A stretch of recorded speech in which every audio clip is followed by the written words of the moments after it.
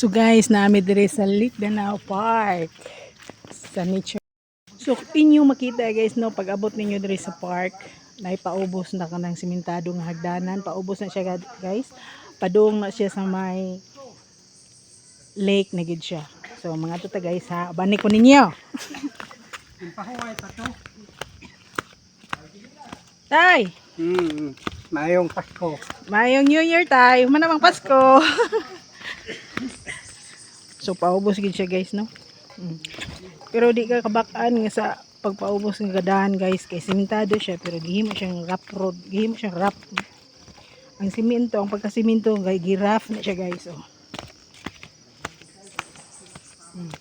Paliko-liko na siya guys. Palihog lang kog tan-aw sa video hanggang dulo guys no, para makita ninyo guys kung unsa kagwapa ang Lake Danao nga ginadayo sa iba't ibang lugar dito guys sa part ng Leyte. So this is a part of Ormoc City guys no, Barangay Lake Danao.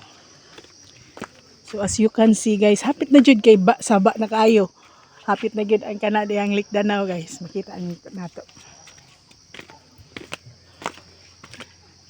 So di lang nako putlon guys. Ako lang siya i-post. Wala edit guys kay para makita gid ninyo ang tibuok ba.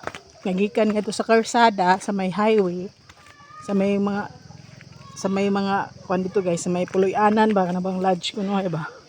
Kinsay gustong mag-overnight. Hantod sa paubos. Ayaw nyo skip guys ha, para mo makakita kung sa kagwapa ang Lake Danao Park. Han.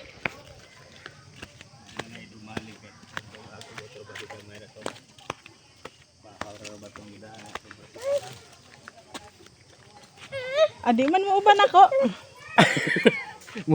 Mupuan man. Ana, ang tubig mo yang gitanawa na. Tanawa. Gato ni pare. Pare pag-usa ani. So inyo makita guys no, lagmi kayo na diri og Ko nagtingog ano. ha? Tingog ano yun.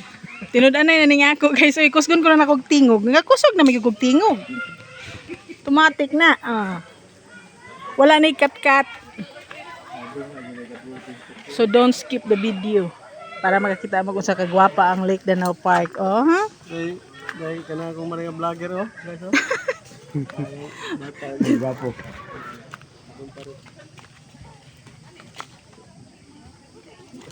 Ubay na de, oy. Puno oy. Pila man ka? Uri din bata.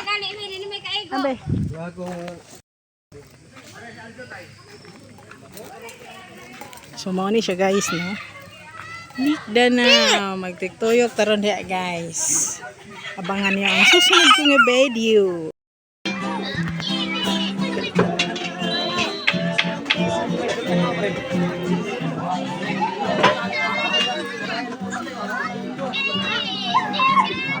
Lahi man kayo, oy.